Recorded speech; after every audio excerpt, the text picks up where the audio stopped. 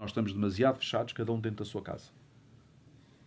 E estamos expostos à voz do mundo, que é a televisão. A dizer as coisas mais incríveis que vocês possam imaginar. Para quem ainda vê televisão, não é? E é importante vir aqui e termos uma voz para contrapor. Mas é mais do que isso até. E o projeto, de certa maneira, mas é um projeto meu, não é um projeto típico de Caminho Vermelho, é um projeto meu. Criar, de certa forma, a capacidade, a oportunidade de nos associarmos para que a gente possa ter um impacto e uma voz naquilo que está a acontecer. E são das coisas mais simples que possam imaginar. Quase tudo o que nós comemos tem açúcar, aspartame ou glutamato monossódico.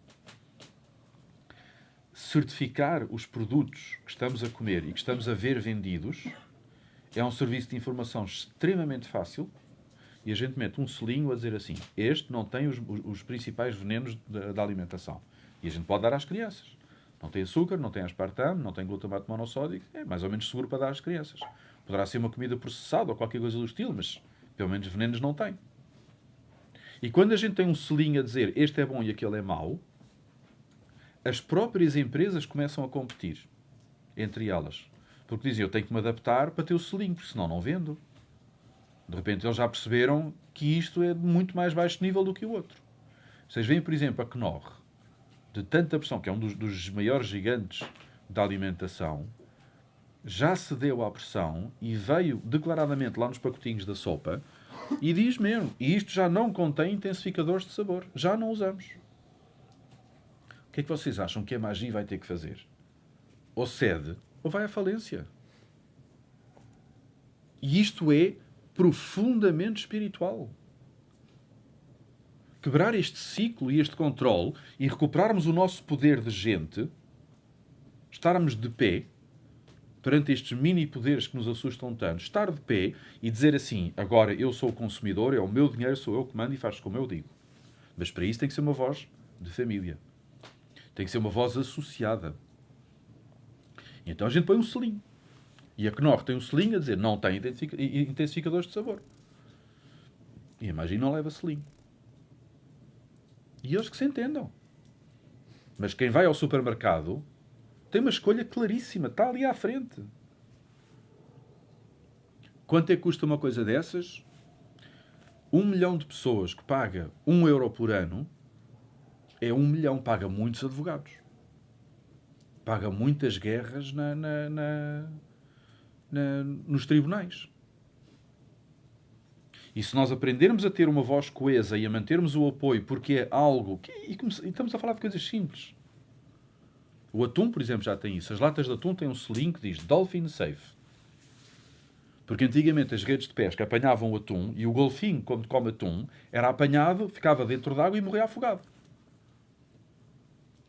E houve empresas que fizeram um investimento, mas brutal, para adaptar as frotas e dizer assim, nós agora temos uma forma de pescar atum que já não faz com que os golfinhos morram afogados. E está lá um selinho a dizer Dolphin Safe.